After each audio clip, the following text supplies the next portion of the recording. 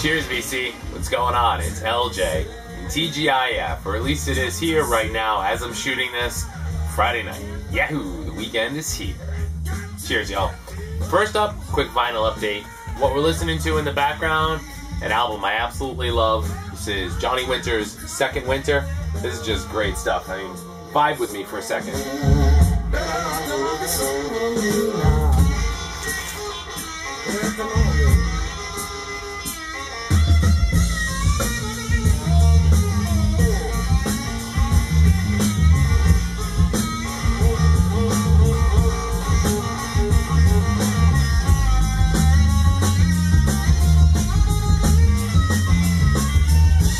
How badass is that? This is just a great album. Why I'm playing that is a bit of a nod and a tribute to the fact that I recently and finally turned up a really nice copy of Johnny Winter's debut album.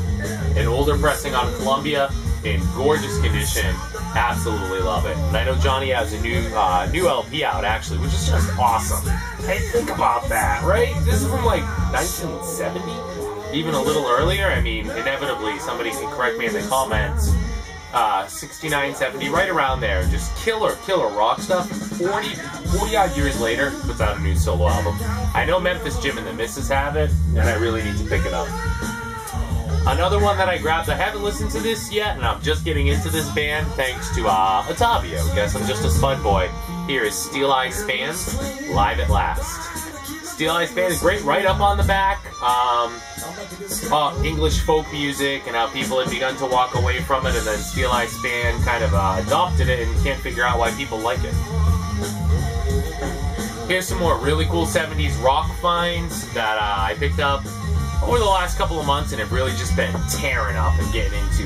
Really stuck in the 70s rock vibe lately. First of all, here's JoJo Gunne's debut solo LP. JoJo Gunne is comprised mostly of former members of Spirit, and a couple who would even go on later to join Firefall, believe it or not. But this is just killer stuff. Killer 70s rock. I think it's from 72, if I'm not mistaken.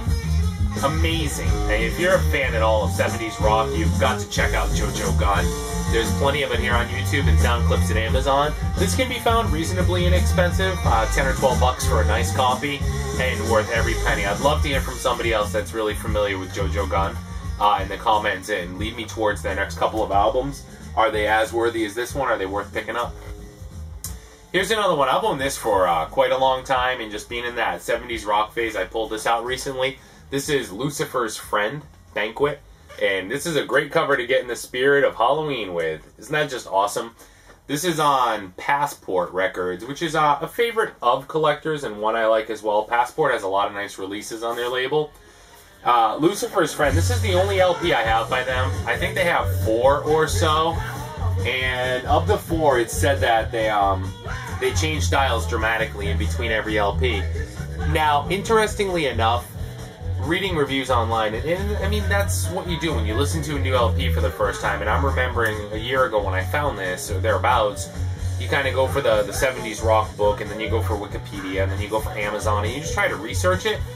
This one just seems to be one that everyone had a different impression of. It's jazz fusion.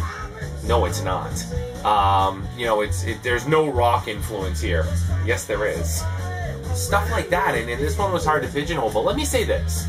It's a bit rare, and it's a bit pricey, and it's absolutely worth it. It's very definitely a 70s rock album, and a kick-ass one at that. Jazz fusion?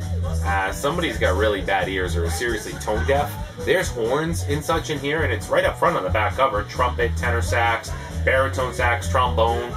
Jesus, English horn, flute, bassoon. I mean, really, is this Miles Davis or is it Jethro Tull?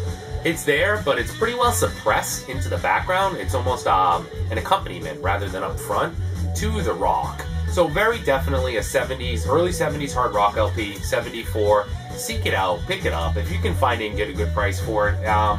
Last time I saw these selling, they went for around $35, $40, which is more than I paid for it, but still a rock solid album. Check it out. Another one that can be a little hard to turn up. I found this at a yard sale this summer. This was 50 cents. This is Blue Cheer's New Improved, and this is just awesome. Awesome. The cover is not in the best shape, and the vinyl's got a few imperfections with it, but you know what? It plays through and it sounds great. And, you know, at 50 cents, hey, until a better copy shows up, this is it. So Blue Cheer is one of those bands that is infamously said to have scared Jim Morrison, or Jim Morrison was just taken by them, or whatever the hell the comment was. But really, really solid 70s rock. Killer, killer stuff. Eagerly looking forward to finding some more stuff from them, and even an upgrade copy to this. If you see it, grab it. It's fantastic. Here's another one that I've never owned and picked up recently for $1. This is Deep Purple with the Royal Philharmonic Orchestra, conducted by Malcolm Arnold. I had no idea what to expect for this, but a Missing Deep Purple album for $1, there was no question that it was going to be added. And this had some great research. This was a ton of fun. Conducted by Malcolm Arnold, written by John Lord, and we have Richie Blackmore, Roger Glover, Ian Gillan, Ian Pace, all sorts of, I mean, just Deep Purple at their absolute best, in my opinion. And it appears that after it was conducted and recorded here, it was then performed in Los Angeles, and then the score was lost for some odd 30 some odd years, 20 odd some odd years, and then it was meticulously recreated by somebody by watching the original broadcast. And because it was broadcast, look at the cool pictures like of the old television camera here, and they recreated the score and re-performed it. It's just awesome. Very similar to like there's a lot of symphony here, but there's a lot of rock in it. And at first I thought, you know, okay, I'm getting the earliest form of Metallica's S&M, or Kiss Alive 4, possible. And it's not that at all. It's a classical symphony, and then it kind of, Deep Purple kind of starts to kick in and accompany them, but there's no, you know, Smoke on Water and stuff like that with an orchestra like Metallica and Kiss and so on did. Awesome! I mean, if you see it, grab it. Two more quick ones here. The second one's a really cool find. I'm super excited. First, I picked this up probably, oh man, 6 months ago. This is Clapton's debut. I am definitely a Clapton fan. I think he has a great guitar tone, and has a great way of just making a system come alive, a good system, and speakers come alive and sing. And this is his solo debut. I did not have this. I have almost every other Clapton album but this one, maybe one other. And I absolutely love this. I think there's different influences all over this. Country, rock, pop, blues, killer stuff. And the last one I found, and I just picked this up today, this is Eric Clapton's Crossroads.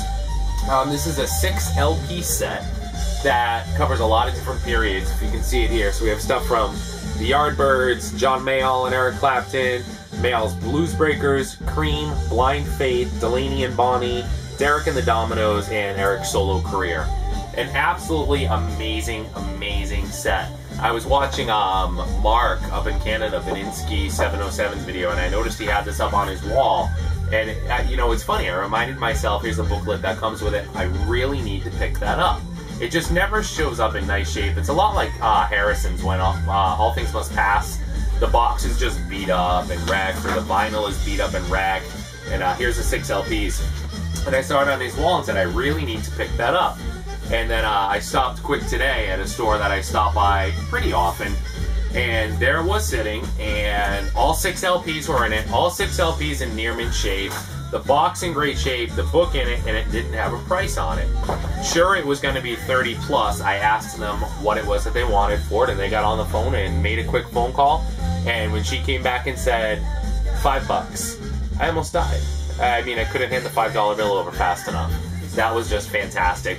And, you know, even at $5, it's going to take me a while to get into it and to get through all the different LPs, but hey, at $5, it's a cheap night, and if it takes me months to get through it, then so be it. I'm going to enjoy every note. That's the vinyl update. I also did want to drop a quick note that I started reading Led Zeppelin When Giants Walk the Earth, the biography of Zeppelin, and so far, absolutely fantastic. I asked for some help from Rob, Phoenix 1960, a while back about what Zeppelin book to read. Help me understand the band better. I'm really just pining to read something about Zeppelin. And Rob recommended a few. Rob, this was the first one that I came across at a great price, so I didn't hesitate and I grabbed it.